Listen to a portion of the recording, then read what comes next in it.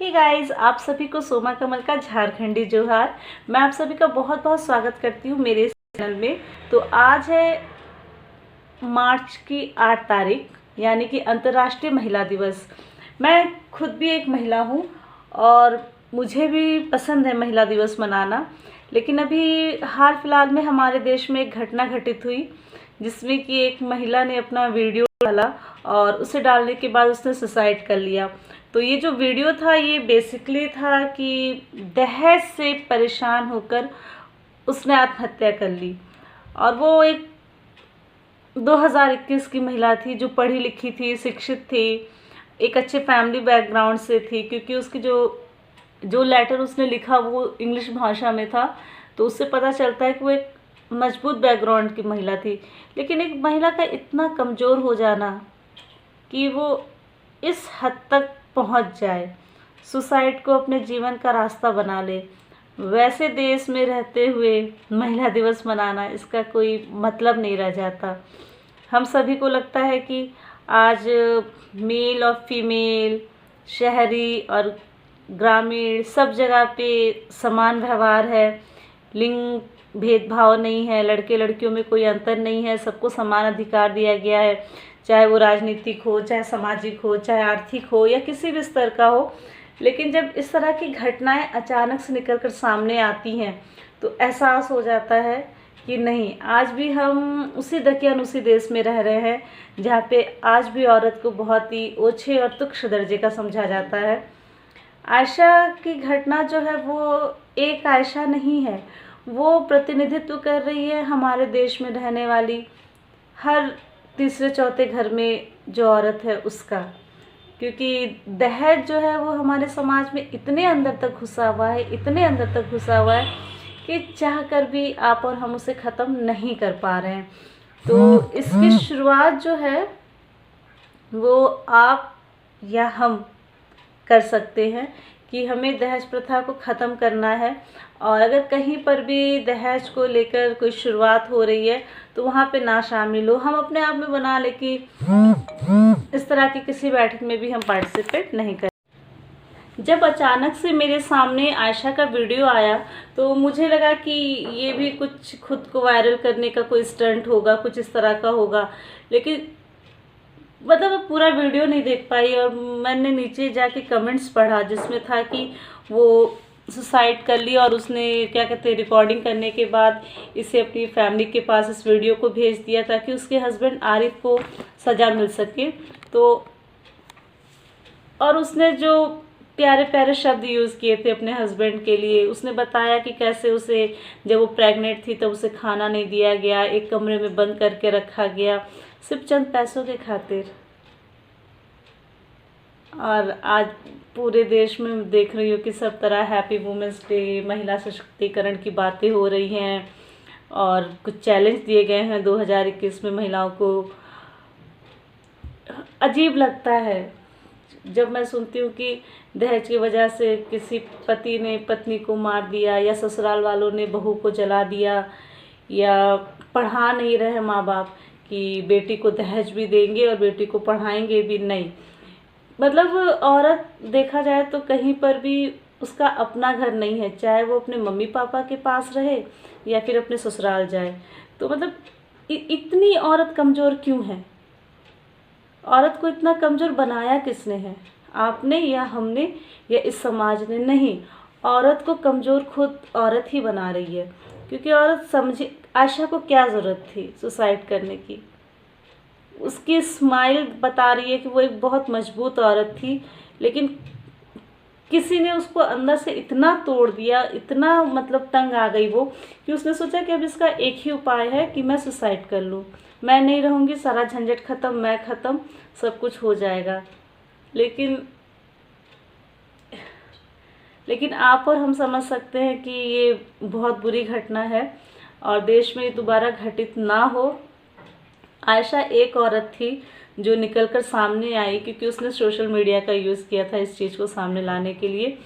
लेकिन जो हर चौथे पांचवें घर में एक आयशा है जो दहेज के लिए प्रताड़ित होती है, जिसका जीवन ख़त्म होता है या फिर उसे डिवोर्स दे दिया जाता है या उसका हस्बैंड उसे छोड़ के चला जाता है। तो ये सारा जो हमारे समाज में होता है, तो इसके लिए एक बहुत ही मजबूत व्यवस्था करनी होगी, जो अभी तो संभव नहीं है, लेकिन धीरे धीरे हम कर सकते हैं। हम धीरे धीरे चाहे तो इस देश में एक बहुत बड़े स्तर में परिवर्तन ला सकते हैं, और उस तभी जाके सही मायने में महिला दिवस निकल कर आएगा। महिला एक इतना मजबूत स्तंभ होती है हर घर का, लेकिन उसी महिला को सबसे कमज़ोर समझा जाता है।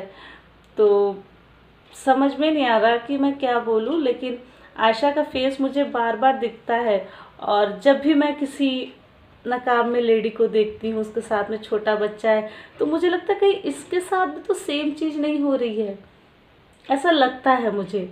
और कभी कभी कोई किसी फीमेल का फेस देखती हूँ, बहुत मुरझाया हुआ है, बहुत दुखी टाइप की है, तो भी मुझे लगता है कि यार इसका हस्बैंड इसको मारता तो नहीं है, इसे तंग तो नहीं करता है।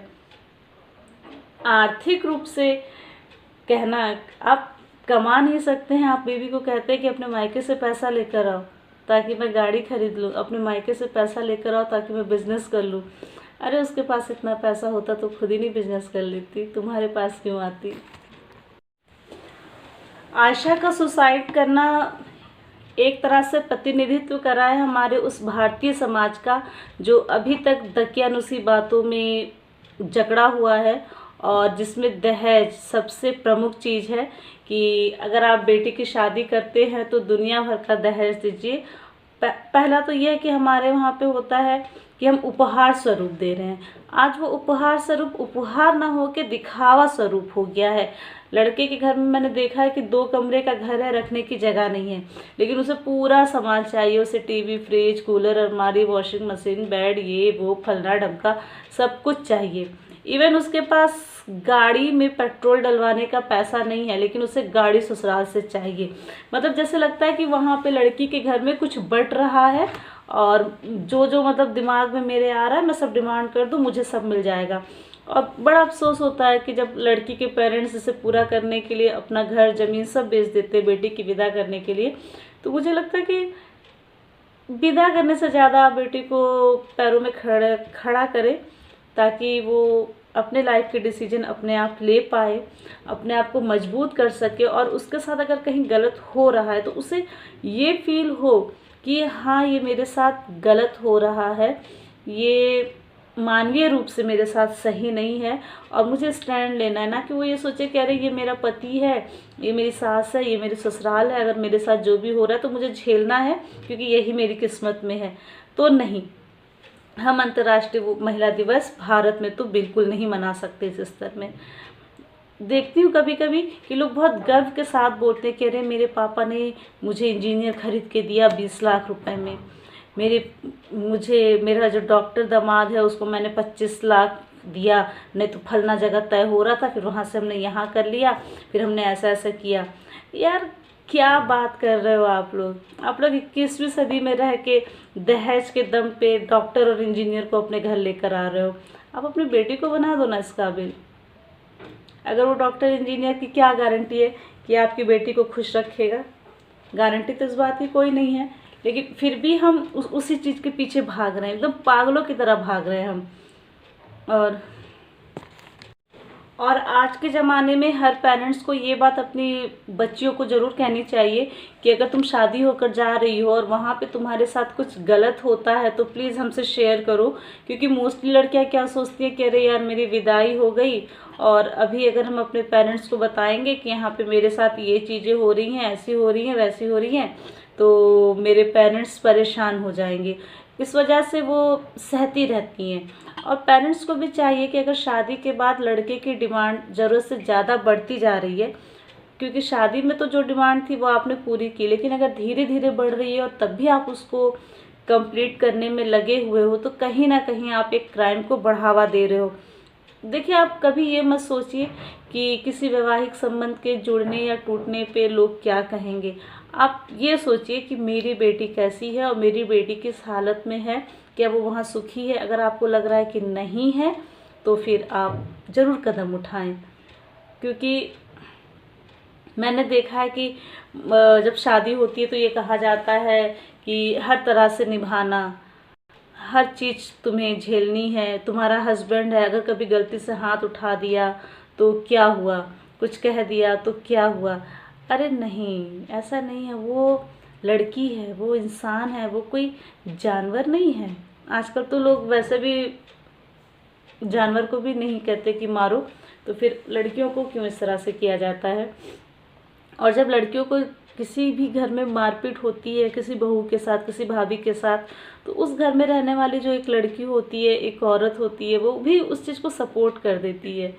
तो नहीं है, इसका मतलब हम बिल्कुल भी अंतर्राष्ट्रीय महिला दिवस नहीं मना सकते।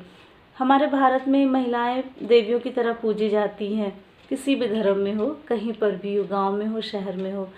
तो अगर हम अपने दिलो दिमाग से दहेज प्रथा को ख़त्म करने का प्रयास करें तो शायद आने वाले 100 सालों में तो ज़िंदगी या दुनिया बदल जाएगी और दहेज को लेकर कोई दूसरी बेटी आयशा नहीं बनेगी। तो मेरी तरफ से आप सभी को 2021 का महिला दिवस बहुत बहुत मुबारक हो। कोशिश करें कि एक और आयशा हम सब के बीच में ना आए, छुप कर भी ना रहे। धन्यवाद।